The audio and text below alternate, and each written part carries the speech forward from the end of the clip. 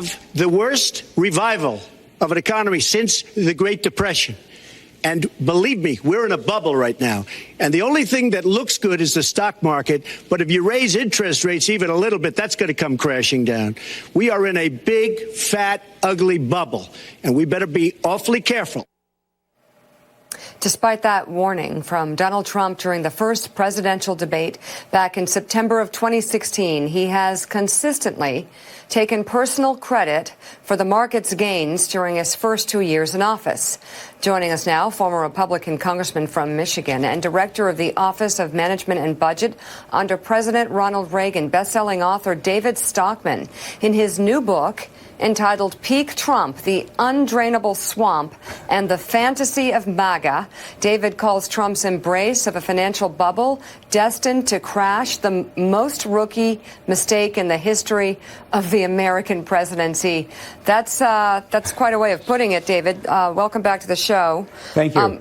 You say we're headed toward an economic crisis. Are we careening toward it? What does it look like? What are you basing this on? Well, he was right as a candidate. There is the biggest bubble, stock market bubble in history. It's been going on for 10 years. We're at month 119, the longest bull market ever. Its sell-by date is due. This market is way overvalued. He never should have embraced the stock market. I call it peak Trump because it peaked, at 29.40 on September 20th, and it's all downhill from here.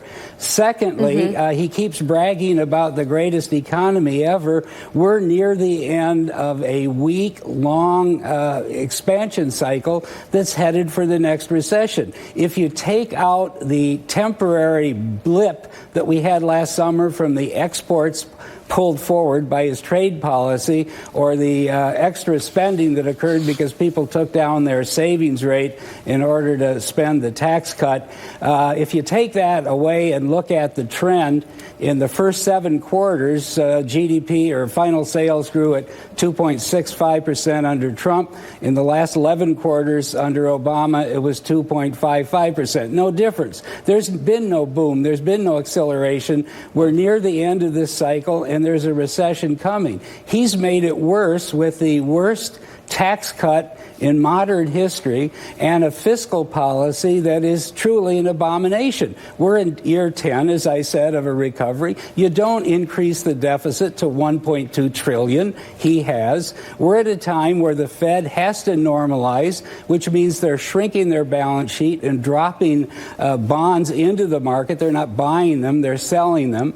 And the point I really think needs to be made is the bond pits are going to have to absorb 1.8 trillion of government debt, new debt from the Treasury, existing debt that the Fed is dumping, and it's going to cause a tremendous cataclysm in the financial markets. We're heading for real trouble in the year ahead, and I just reach all the way back to my days when I started Capitol Hill in 1973 and 1974. Nixon was riding high when he won in 73. The market dropped by 37% during the next 18 months, and in August 1974, they put him on the Dick Nixon Memorial Helicopter and sent him out of town. I think that's where Trump is heading.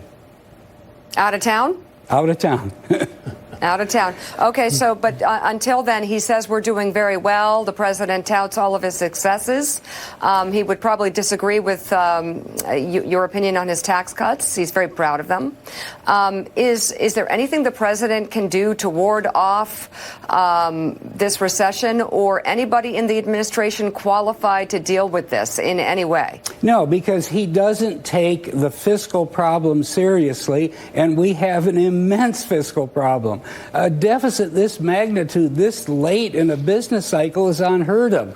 Even the orthodox Keynesians of the 1960s or 70s never would have embraced something like this. So there is a freight train coming down the road. God. It's going to hit in March when the debt ceiling expires. And if you think this government shutdown is bad, wait till they have to grapple with the debt ceiling after March.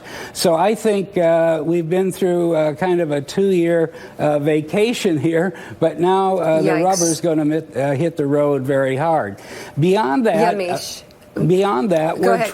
Trump tried to do the right thing with America First. He's been stymied at every turn of the road. He was right. Rapprochement with Russia. They wouldn't let him do it. He was right. NATO is obsolete. We should get rid of it. Everybody went after him hammer and tongs for stating the opposite. He's trying to do the right thing in Korea, and yet they keep coming after him on the basis of, the status quo, which has been wrong for the last 60 years. So on the one hand, his economic policy is a failure. On the other hand, his effort to rein in the empire, as I call it, and get to something that we can afford is being stymied. And then he's filled the swamp with $100 billion more for the Pentagon that it doesn't need. That's the deep end of the swamp, and he's making it worse. David, hold on a second. Hold on. You've said a lot. Yes. I just want to hone in on one. Are you saying that we should pull out of NATO? Sure. NATO is obsolete. What? Sure, it's obsolete. It was only set up to stop the Soviet Union and 50,000 tanks on the Warsaw Front. That ended 25 years ago. We don't need NATO. Europe can take care of itself. Russia's a pint-sized economy, 7% the size of the U.S. economy. NATO, U.S. GDP combined is $36 trillion. Russia's is $1.5 trillion. You think the Europeans can't handle it? Germany spends 1% only of GDP on defense. If they really thought that the Russians were heading through the Brandenburg Gate, they would be providing for their own defense. They're not pacifists. So it seems to me that we're heading for the worst possible outcome. A budget that's out of control, an entitlement state that no one wants to reform, a warfare state that is now nearing $1 trillion a year of spending that we can't afford, and an economy that's now going to go into recession just as the baby boom retires, and we have a massive increase in the number of Social Security and Medicare beneficiaries. So this isn't a pretty picture that lies ahead. And I think Trump has made a huge mistake by not doing what Reagan did. Ronald Reagan, for 4 years, blamed Jimmy Carter and the Democrats for the mess he inherited. And when the thing finally got cleared up, he could take credit for the recovery. That's not happening now. Trump made a huge mistake embracing the bubble and the aging business expansion that he inherited. Understood. David Stockman, we're going to have you back to discuss the NATO issue. I think there might be a few people who want to debate you on that, but not in the final 2 minutes of our show. Okay. Thank you so much for being on. The book is Peak Trump, The Undrainable Swamp, and the Fantasy of MAGA. It is out now. David Stockman, thank you. Just a few seconds.